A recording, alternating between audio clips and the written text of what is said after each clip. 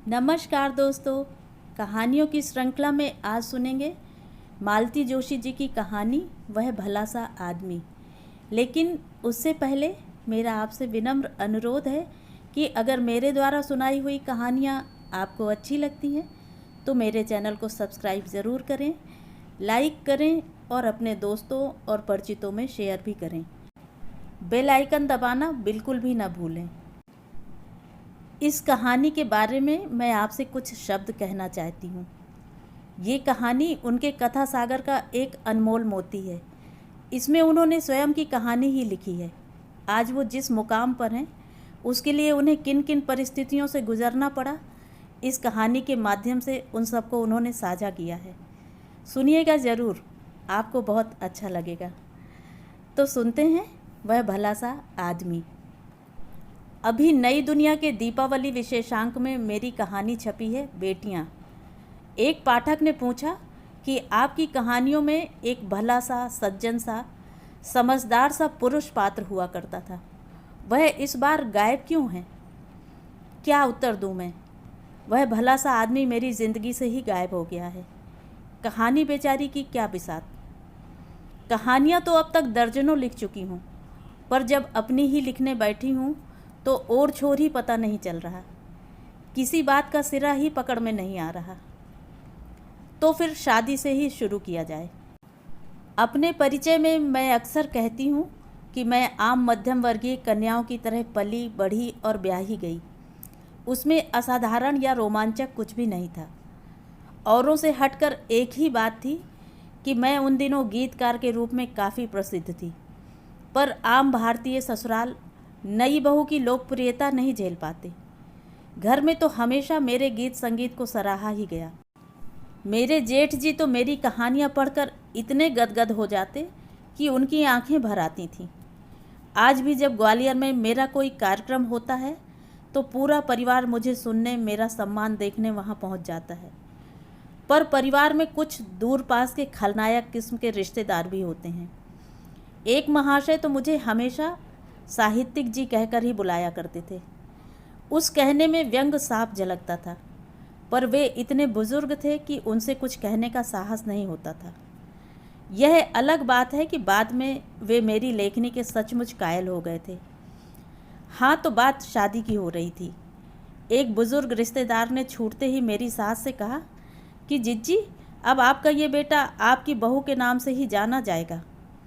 मेरा जी धक से रह गया। मैं नहीं जानती कि कहने वाले की मंशा क्या थी, मेरी सास की प्रतिक्रिया क्या थी, यह भी मुझे पता नहीं था। पर मैं बहुत बेचैन हो उठी। उन दिनों श्रीमान जी नौकरी की निचली सीढ़ी पर थे, यानी कि जूनियर इंजीनियर थे। मुझे डर लगा कि अगर इनके मन में हीन भावना ने घर कर लिया या इनके अहम ने सिर उठा लिया तो मेरी गृहस्थी तो चौपट हो जाएगी। मैं यह नहीं कहती कि यही कारण रहा होगा, पर यह भी एक कारण था कि विवाह के बाद मेरी काव्यधारा एकदम सूख गई। नए परिवेश को आत्मसात करने में ही मेरी सारी ऊर्जा खत्म हो रही थी। तिस पर वज्र देहात का निवास, घर में बूढ़ी सास, 2 छोटे बच्चे, सीमित आय और बेशुमार मेहमान। कविता के लिए कोई माहौल था ही नहीं। कल्पना के आकाश से मैं एकदम यथार्थ की ठोस धरती पर आ गई थी। पहले 10 साल बड़ी कश्मकश में गुजरे। यह नहीं कि एकदम कलमबंद हड़ताल रही हो। इक्का दुक्का व्यंग लिखे, रेडियो के लिए वार्ताएं लिखी, रामकथा पर आधारित कुछ गीत भी लिखे। फिर भी इस समय को मेरे साहित्यिक जीवन का अकाल पर्व कहा जा सकता है। उन दिनों हम लोग जौरा में थे। पिक्चर देखने मुरैना जाना पड़ता था। एक बार हम लोगों ने अनुराधा देखी। मैं तो अभिभूत ही हो गई।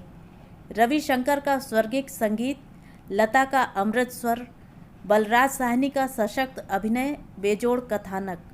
बहुत कम फिल्में इतने गहरे तक छूती हैं।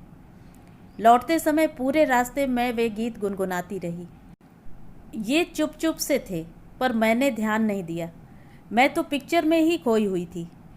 पर रात को भी देखा कि ये सोए नहीं हैं, छत की कड़ियाँ ताक रहे हैं। तब खटका हुआ। क्या बात है? मैंने पूछा। वे शायद मेरे प्रश्न की प्रतीक्षा में ही थे। उदास स्वर में बोले, आज की फिल्म ने मुझे झकझोर कर रख दिया। देखो, तुमने अगर दोबारा लिखना शुरू नहीं किया तो मैं अपने आप को कभी माफ़ नहीं कर पाऊँगा। तुम्हारी प्रतिभा मेरी गृहस्थी में दफन हो जाए, यह मुझसे सहन नहीं होगा। तुम्हें लिखना ही होगा। लिख तो रही हूँ, यह भी कोई लिखना है। ईमानदारी से बताओ, क्या तुम अपने लिखे से संतुष्ट हो? अब संतुष्ट नहीं भी हूँ तो क्या करूँ? कविता तो अब छूट ही गई है। कहानी लिखती हूँ तो लौट आती है, फिर मन नहीं होता। लौटने दो, फिक्र मत करो, पर लिखना जारी रखो।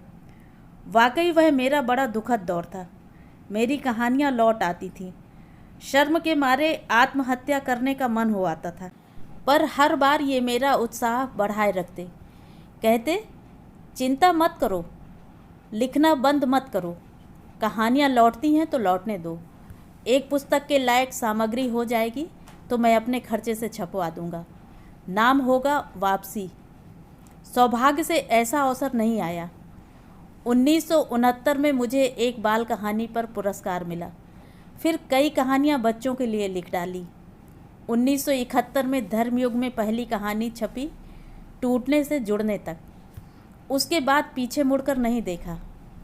छपने से पहले कोई मेरी कहानी पढ़े, यह मुझे कभी अच्छा नहीं लगा।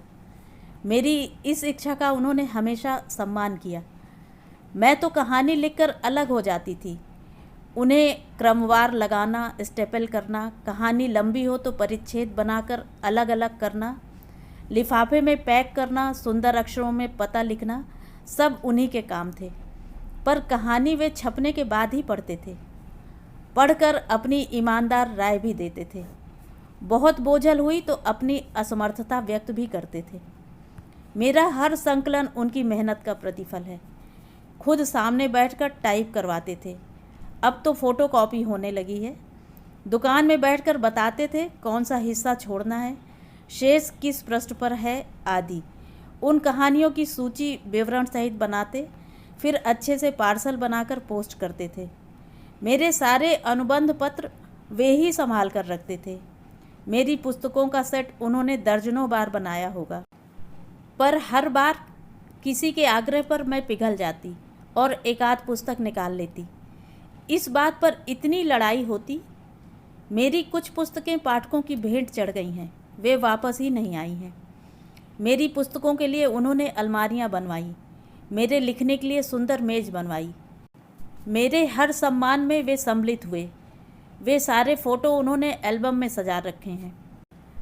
आजकल तो पत्र लिखने का रिवाज ही समाप्त हो गया है, पर एक ज़माना था, पाठकों के बहुत पत्र आते थे। हम लोग सम्मिलित रूप से उन पत्रों का आनंद लेते थे। उन्होंने कभी ईर्ष्या का प्रदर्शन नहीं किया। उत्सवधर्मी व्यक्ति थे। बच्चों के मुंडन, उपनयन, सगाई, शादी, अपनी शादी की 25वीं वर्षगांठ सभी उन्होंने धूमधाम से मनाए। बच्चे हमेशा कहते थे, बाबा हमेशा बड़े बजट की फिल्में बनाते हैं। मेरी पहली पुस्तक पाषाण युग 1977 में छपी। इंदौर में जोरदार विमोचन समारोह हुआ। 1978 में दूसरी पुस्तक मध्यांतर का छतरपुर में जोरदार प्रकाशन समारोह हुआ। इन दो आयोजनों में जितना खर्च हुआ, उतनी तो रॉयल्टी भी मुझे उस प्रकाशक से नहीं मिली। उनका वश चलता तो वे मेरी हर पुस्तक का ही जश्न करते। बड़ी मुश्किल से उन्हें रोका जा सका था। एक बार एक कविता संग्रह के विमोचन समारोह में जाना हुआ। कवित्री सीधी सादी गृहिणी थी। उनकी पहली ही पुस्तक थी। घर परिवार के उत्तरदायित्वों से मुक्त होकर उन्होंने लिखना शुरू किया और एक पुस्तक छप गई। पति रसूख वाले व्यक्ति थे। प्रकाशन समारोह में विद्वान वक्ता उपस्थित हुए, बहुत अच्छे वक्तव्य दिए। घर लौटकर मैं बहुत उदास थी। मेरे इतने अच्छे गीत कैसे अनादृत पड़े हैं। उनका कर्ज है मुझ पर। उन्होंने ही मुझे साहित्य जगत में प्रवेश दिलाया और आज मैं उन्हीं को भुलाए बैठी हूँ। इन्होंने मेरी उदासी को समझा। बोले, पांडुलिपि तैयार करो, मैं तुम्हारा काव्य संकलन अपने खर्च से छपवाऊँगा, शानदार समारोह करूँगा, तुम चिंता मत करो। पांडुलिपि तैयार करने में मुझे 6 महीने लग गए। बस उसके बाद मुझे कुछ नहीं करना पड़ा। पति और पुत्रों ने मिलकर सारा आयोजन संपन्न कर डाला। अपनी गंभीर बीमारी के बावजूद ये प्रकाशक के चक्कर काटते रहे। खर्च की सुविधा के लिए बड़े बेटे ने फौरन 10,000 का ड्राफ्ट भेज दिया। बाकी का भार छोटे ने उठा लिया। उसके जिम में तो और भी बहुत से काम थे। खूबसूरत कार्ड्स छपवाए गए, मेरे कतिपय गीतों को स्वरबद्ध किया गया। ये सारी व्यवस्था छोटे ने की। वही मुझे लेकर आचार्यवर डॉक्टर सुमन जी के यहाँ गया। उनसे स्वीकृति मिलने के बाद सारी कार्यवाही उसी के निर्देशन में हुई। हम कोई 25 लोग उज्जैन पहुँचे। मेरे सारे परिजन भी उस शाम वहाँ थे। बड़ा बेटा सपरिवार मुंबई से आ गया था। 8 मई को कालिदास एकेडमी के भव्य सभागृह में मेरे एकमात्र गीत संग्रह का विमोचन श्रद्धेय सुमन जी ने किया। उनका भाषण सुनकर हम सब गदगद थे। अपनी बीमारी और पैरों के कष्ट के बावजूद ये उज्जैन आए। हॉल में बैठे रहे, पर स्टेज पर जाने के लिए मना कर दिया। वह हमारे विवाह का 40वां वर्ष था। विवाह की वर्षगांठ का यह सबसे खूबसूरत उपहार था। उस दिन कई कलाकारों ने मेरे लिए गीत गाए। मैंने भी अपना एक गीत प्रस्तुत किया। प्रिय, हमारी ज़िंदगी के आखिरी त्यौहार हो तुम। तब क्या पता था कि यह सचमुच आखिरी त्यौहार होगा। नितांत सामाजिक प्राणी थे। मैं 8 घंटे की यात्रा भी बिना बोले कर लेती हूँ। वे 8 मिनट भी चुप नहीं रह सकते थे। जहाँ बैठते मजमा जोड़ लेते थे। जंगल में भी मंगल मना लेते थे। सामाजिक कार्यों में बहुत रुचि थी। मैं अगर उनके साथ कंधे से कंधा मिलाकर चलती तो वे बहुत खुश होते। मैं नितांत घरेलू जीव हूँ। मैंने उनसे कह रखा था, आप 25 आदमी घर पर खाने के लिए ले आइए, मैं खुशी से बनाकर खिला दूँगी, पर मुझसे बाहर चलने के लिए मत कहिए। उन्होंने भी कभी इसरार नहीं किया। रिटायरमेंट के बाद बोले, तुम्हारे बच्चे अच्छे पढ़ लिख गए हैं, दोनों की शादियां हो गई हैं, अब मुझे कुछ अपनी मर्जी का काम करने दो। मैंने सहर्ष स्वीकृति दे दी। उन्होंने अपने को शारदा विहार के काम में झोंक दिया। शून्य में से वहाँ एक विशाल सृष्टि का निर्माण किया। उन 10 सालों में उनके 5 ऑपरेशन हुए, 2 फ्रैक्चर्स हुए, पर वे काम करते रहे। अंतिम बीमारी एनलार्जमेंट ऑफ हार्ट से जरूर वे निराश और हताश हो गए। अपनी आसन्न मृत्यु का उन्हें आभास हो गया था। उन्होंने मुझे बैंक ले जाना शुरू कर दिया। वहाँ की सारी व्यवस्थाएं समझाईं। 2 साल पहले ही वे अपना मृत्यु पत्र लिख गए थे। शायद जानते होंगे कि अंतिम समय में वे न ठीक से बोल पाएंगे न लिख पाएंगे। 1999 में मुझे भवभूति अलंकरण प्रदान किया गया। उन दिनों उनकी तबीयत बहुत ख़राब चल रही थी, पर किसी को पता नहीं लगने दिया। चुपचाप डॉक्टर को दिखाते रहे। एक दिन बेटे की नज़र प्रिस्क्रिप्शन पर पड़ी। घर में जमकर झगड़ा हुआ। बोले, घर में इतने उत्साह और आनंद का वातावरण था, मैं उसे नष्ट नहीं करना चाहता था। बीमारी तो अब मेरा स्थायी भाव बन गई है, लेकिन ऐसे मौके रोज़ थोड़े ही आते हैं। परिवार से उन्हें बहुत लगाव था। शादी के बाद बोले थे, तुमसे बस 2 ही वचन चाहता हूँ। एक तो यह कि मेरी माँ ने जीवन में बहुत उतार चढ़ाव देखे हैं। मैं चाहता हूँ कि अब उनका यह अंतिम समय सुख से बीते। दूसरे यह कि इस परिवार को टूटने मत देना। मैंने अपनी भर कोशिश की। माताजी अंतिम समय तक 9 वर्ष तक मेरे पास रहीं।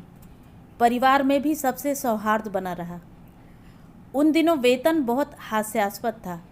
मैं हमेशा सपना देखा करती थी कि पति का वेतन 1000 रुपया महीना हो जाएगा तो कैसा लगेगा। महंगाई की ऐसी कृपा रही कि वेतन कब उस आंकड़े को पार कर गया पता ही नहीं चला।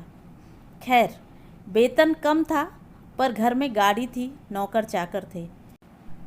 वे कहते, ये सरकारी वैभव है, बंगला, गाड़ी, नौकर चाकर, इसमें अपना क्या है? इस पर सबका हक है, सबको इसका सुख लेने दो। इसलिए घर हमेशा मेहमानों से भरा रहा। उनमें कोई भेदभाव नहीं था।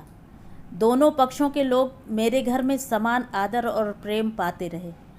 जोशी परिवार में तो वे सबके चहेते थे ही। मेरे पीहर दिघे परिवार में भी वे सबके लाडले दामाद और जीजा जी थे।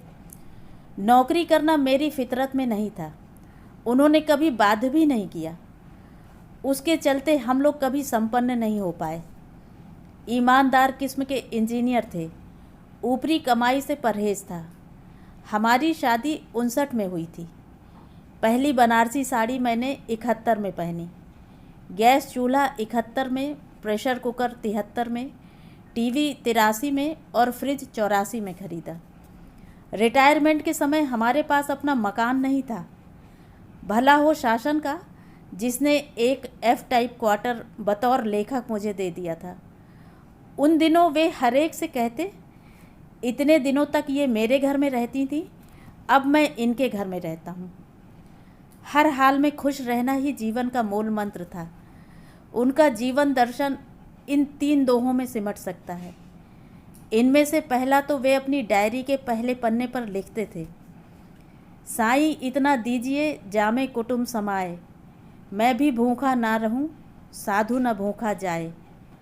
तुलसी या संसार में सबसे मिलिए धाय, ना जाने किस वेश में नारायण मिल जाए। ऐसी बानी बोलिए मन का आपा खोए, औरन को शीतल करे आपहु शीतल होए। तो ये थी कहानी। कहानी आपको कैसी लगी कमेंट करके ज़रूर बताएं।